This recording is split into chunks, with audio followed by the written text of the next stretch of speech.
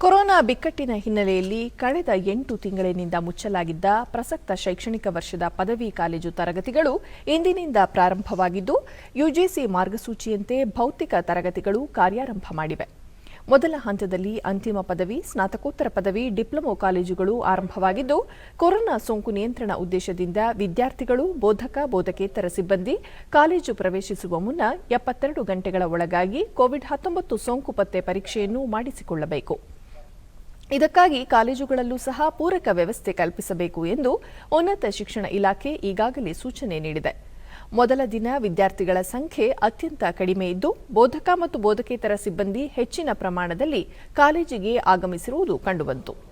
ಬೆಂಗಳೂರಿನಲ್ಲಿ 432 ಕಾಲೇಜುಗಳ 60,000 ಬೋಧಕ ಮತ್ತು ಬೋಧಕೇತರ ಸಿಬ್ಬಂದಿಗೆ ಕೋವಿಡ್ ಸೋಂಕು ಪತ್ತೆ ಪರೀಕ್ಷೆ ಮಾಡಲು ಬಿಬಿಎಂಪಿಯ 198 ವಾರ್ಡ್ಗಳಲ್ಲಿ ಸೂಕ್ತ ವ್ಯವಸ್ಥೆ ಕಲ್ಪಿಸಲಾಗಿದೆ.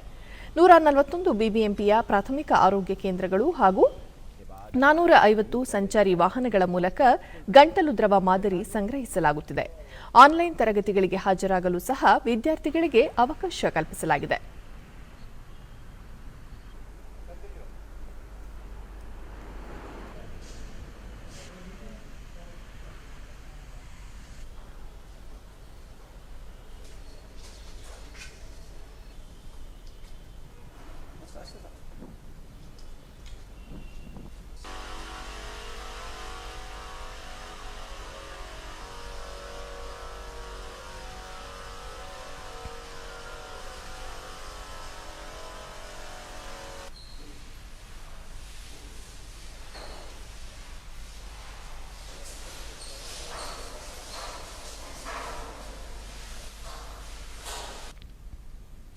ಆರೋಗ್ಯ ಮತ್ತು ವೈದ್ಯಕೀಯ ಶಿಕ್ಷಣ ಸಚಿವ ಡಾ ಕೆ. ಸುಧಾಕರ್ ಟ್ವೀಟ್ ಮಾಡಿದ್ದು, ಸೋಂಕು ನಿಯಂತ್ರಣಕ್ಕೆ ಕಾಲೇಜು ಆಡಳಿತ ಮಂಡಳಿ ಸೂಕ್ತ ಮುಂಜಾಗ್ರತಾ ಕ್ರಮಗಳನ್ನು ಕೈಗೊಳ್ಳಬೇಕು, ವಿದ್ಯಾರ್ಥಿಗಳು ಸೋಂಕು ನಿಯಂತ್ರಣ ಕ್ರಮಗಳನ್ನು ಪಾಲಿಸಬೇಕು ಎಂದು ತಿಳಿಸಿದ್ದಾರೆ.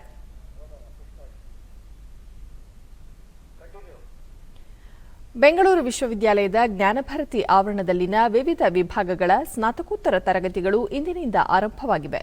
ಕೊರೋನಾ ಹಿನ್ನೆಲೆಯಲ್ಲಿ ಎಲ್ಲ ರೀತಿಯ ಮುಂಜಾಗ್ರತಾ ಕ್ರಮಗಳನ್ನು ಕೈಗೊಳ್ಳಲಾಗಿತ್ತು. ಕನ್ನಡ ಅಧ್ಯಯನ ಕೇಂದ್ರದ ವಿದ್ಯಾರ್ಥಿಗಳು ಇಂದು ತರಗತಿಗಳಿಗೆ ಹಾಜರಾಗಿದ್ದರು. ವ್ಯಕ್ತಿಗತ ಅಂತರ, ಮಾಸ್ಕ್ ಧರಿಸಿ ವಿದ್ಯಾರ್ಥಿಗಳು ಪಾಠ ಪ್ರವಚನಗಳನ್ನು ಆಲಿಸಿದರು.